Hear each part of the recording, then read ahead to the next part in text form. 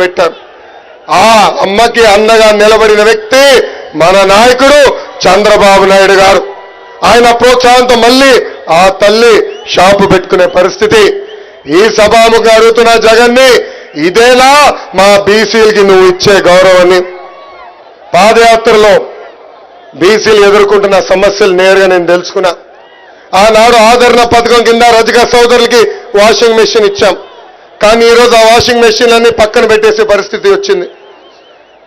రజక సోదరులు అడిగా, ఎందుకు మీరు వాడట్లేదంటే పెరిగిన కరెంట్ ఛార్జీల వల్ల మేము వాషింగ్ మెషిన్ వాడుకోలేకపోతున్నాం అని చెప్పారు. కళ్ళు గీత కార్మికులకి పనిముట్లు ఇవ్వట్లేదు. ఏకంగా ఎక్సైజ్ అధికారులు వచ్చి పెద్ద ఎత్తున వాళ్ళు ఇబ్బంది పెడుతున్నారు. రియల్ ఎస్టేట్ డెవలప్మెంట్ వల్ల కళ్ళు గీత కార్మికులకి కావాల్సిన చెట్లు కూడా కొట్టేసే పరిస్థితి నేను స్వయంగా చూశా. చేనేతలకి ఆనాడు ఉచితంగా కరెంట్ అందజేశాం. సబ్సిడీ ద్వారా అనేక పరికరాలు అందజేశాం. 50% సబ్సిడీతో మగ్గాలు ఇచ్చాం, కలర్ సబ్సిడీ ఇచ్చాం, యాన్ సబ్సిడీ ఇచ్చాం. ఈ రోజు ఈ ప్రభుత్వ అధికారులకు వచ్చిన తర్వాత అవన్నీ రద్దు చేసింది. ఇంకా మా యాదవ సోదరులు కూడా ప్రోత్సహించడానికి గతంలో గొర్రెలు మేకలు పెట్టుకునే కూడా డబ్బులు ఇచ్చాం. మినీ గోకులాలు కట్టాం. ఏకంగా బంజర భూములు కూడా ఆనాడు అందజేశాం. ఈ రోజు ఈ ప్రభుత్వ అధికారులకు వచ్చి గోపాల మిత్రులు మెడబట్టుకుని బయటికి గెంటేసింది. వాళ్ళు కూడా అన్ని రకాలుగా ఇబ్బంది పెట్టింది ఈ ప్రభుత్వం. ఇంకా మా మత్స్యకార సోదరులకి గతంలో సబ్సిడీ ద్వారా వలలు అందజేశాం, బోట్లు ఇచ్చాం, ఏకంగా ఐస్ బాక్సులు మోపెడ్లు కూడా అందజేశాం. ఈ ప్రభుత్వం వాళ్ళని కూడా మెడబట్టి రోడ్డు బయట గెంటేసింది. బీసీ సోదరులకు ఎదుర్కొన్న సమస్యలు పాదయాత్రలు తెలిసిన అవకాశం నాకు వచ్చింది. ఆ నివేదిక వేదికమైన పెద్దలకు అందజేశాం. అది మన అధ్యక్షులు చంద్రబాబు నాయుడు గారు బీసీ డిక్లరేషన్లో భాగంగా మన సమస్యలు పరిష్కరిస్తారు.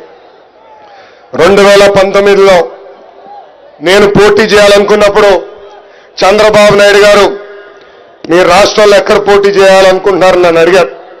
ఆనాడు ఆయనకు ఒకటే చెప్పా, అయ్యగారు ఎప్పుడు గెలవని నియోజకవర్గం నాకు ఇవ్వండి, గెలిపించి చూపించే బాధ్యత నేను తీసుకుంటానన్నాను. ఆనాడు నన్ను మంగళగిరికి పంపించారు. 21 రోజుల ముందర వచ్చాను. స్వల్ప మెజారిటీతో ఓడిపోయాను. కానీ గత 4 సంవత్సరాలు 10 నెలలుగా మంగళగిరి ప్రజలు నమ్ముకుని ఎప్పుడు లేని విధంగా సంక్షేమ అభివృద్ధి కార్యక్రమాలు ఈ పసుపు జెండా చేసింది. ఆంధ్ర రాష్ట్రంలో ఎక్కడ జరిగిన విధంగా 29 సంక్షేమ కార్యక్రమాలు మన నియోజకవర్గంలో మనం చేశాం. మంగళగిరి ప్రజలందరికీ నేను శిరసు వంచి పాదాభివందనం చేస్తున్నాను. నాకు మీరు అండగా నిలబడ్డారు, నన్ను మీరు ప్రోత్సహించారు. మీరు ముందరికి నడవండి, మీకు అండగా నిలబడతానని నాకు మీరు కొండంత బలం అందజేశారు.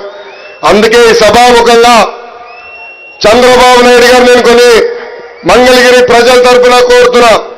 మొదటిది, కొండపూరంబోకు ఫారెస్ట్ భూముల్లో, ఇరిగేషన్ భూముల్లో, ఎండోమెంట్ భూముల్లో, రైల్వే భూముల్లో దశాబ్దాలుగా మంగళగిరి ప్రజలు అక్కడ ఉంటున్నారు, ఇల్లు కట్టుకున్నారు. 1 తరం కాదు, 2 కాదు, 3 తరాలుగా అక్కడ ఉంటున్నారు. ఆ భూములన్నీ రెగ్యులరైజ్ చేయాల్సిన బాధ్యత మన పైన ఉంది సార్. రెండోది, మంగళగిరి నియోజకవర్గంలో ఉన్న నిరుపేద కుటుంబాల కోసం 20,000 ఇల్లు కూడా కట్టించాల్సిన బాధ్యత మన పైన ఉంది. మూడోది, పద్మశాలీలంటే చేనేతలు అనుకుంటాం, కానీ మంగళగిరి నియోజకవర్గంలో పెద్ద ఎత్తున పద్మశాలి సోదరులు స్వర్ణకారులుగా ఉన్నారు.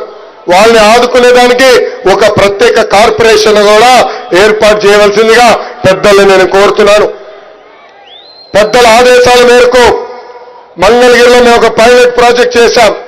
టాటా సంస్థతో ఒప్పందం కుదిరించుకున్నాం. ఏకంగా మగ్గాలపైన ఉన్న చేనేత సోదరుల ఆదాయం రెట్టింపు కూడా చేశాం. ఆ కాన్సెప్ట్ ని మంగళగిరిలోనే కాదు రాష్ట్ర వ్యాప్తంగా తీసుకెళ్లాలని ఈ సభాముఖ పెద్దలు కోరుతున్నా. అంతేకాకుండా 4వ హామీ, ఆనాడు అమరావతి మాస్టర్ ప్లాన్ లో ఇక్కడున్న రైతులు కొంతమంది భూముల్ని U1 జోన్లో పెడతాం జరిగింది. దానివల్ల రైతులు కొన్ని ఇబ్బందులు ఎదుర్కొన్నారు. అది కూడా రద్దు చేయాలని ఈ సభాముఖంగా వేదికమైన చంద్రబాబు నాయుడు గారిని నేను కోరటం జరుగుతుంది. నాకు ఎక్కువ సమయం ఇవ్వలేదు, పెద్దలు మాట్లాడాల్సిన అవసరం ఉంది. కానీ చంద్రబాబు నాయుడు గారికి పవన్ అన్నకి ఒకటే హామీ ఇస్తున్నా, ఏ బాధ్యత అయితే నా పైన పెట్టారో, ఏ ఆస్తి అయితే నాకు మళ్ళీ మంగళగిరి అభ్యర్థిగా నాకు టికెట్ ప్రకటించారో, తప్పనిసరిగా ఏ మెజారిటీ అయితే నేను ఓడిపోయానో దాని పక్కన ఒక 0 పెట్టి 53,000 మెజారిటీతో గెలిచి ఈ సీటుని మీకు అప్పగించే బాధ్యత మేము తీసుకుంటాం. ఈ రోజు ఎక్కడ చూసో కుర్రోలు రోడ్డుపైకి ఎక్కారు. ఈ ప్రభుత్వ అధికారులకు వచ్చిన తర్వాత కార్యకర్తల పైన దొంగ కేసులు పెట్టారు, రౌడీ షీటర్లు ఓపెన్ చేశారు, యాదవ సామాజిక వర్గానికి చెందిన మన నాయకుడిని చంపేశారు. అంతేకాదు ఇప్పుడు మళ్ళీ ఎమ్మెల్యే కరకట్ట కమలాసన్ ఉన్నారు సార్, మాకు మళ్ళీ వచ్చారు నటనకి, మాకు మాయ చేసాం, మళ్ళీ ప్రజల్ని మాయ చేసాం వచ్చారు. మాకు 2 నెలల తర్వాత మాకు వదిలిపెట్టండి సార్, వాళ్ళని మేము వదిలిపెట్టము, వడ్డీతో సహా చెల్లించాల్సిన బాధ్యత మా అందరి పైన ఉంటుంది. గత 4 సంవత్సరాలు 10 నెలలుగా మమ్మల్ని అనవదొక్కారు, మమ్మల్ని ఇబ్బంది పెట్టారు. మంగళగిరి నియోజకవర్గానికి ఇచ్చిన అనేక హామీలు ముఖ్యమంత్రి నిలబెట్టుకోలేదు. తప్పనిసరిగా నేను శాసనసభ్యుడిగా ప్రమాణ స్వీకారం చేసిన మొదటి క్షణం నుంచి వాళ్ళు ఇచ్చిన హామీలు నిలబెట్టుకున్నన్ని నిలబెట్టుకుంటానని ఈ సభాముఖంగా మీ అందరికీ తెలుపుకుంటూ, నాకు ఈ అవకాశం ఇచ్చిన మంగళగిరి ప్రజలకి, కార్యకర్తలకి, పవన్ అన్నకి, చంద్రబాబు నాయుడు గారికి, జనసేన పార్టీ నాయకులందరికీ పేరు పేరున నా హృదయపూర్వక ధన్యవాదాలు తెలుపుకుంటూ నేను సెలవు తీసుకుంటున్నాను. జోహార్ అన్న ఎన్టీఆర్, జోహార్ అన్న ఎన్టీఆర్, చంద్రబాబు నాయుడు గారి నాయకత్వం.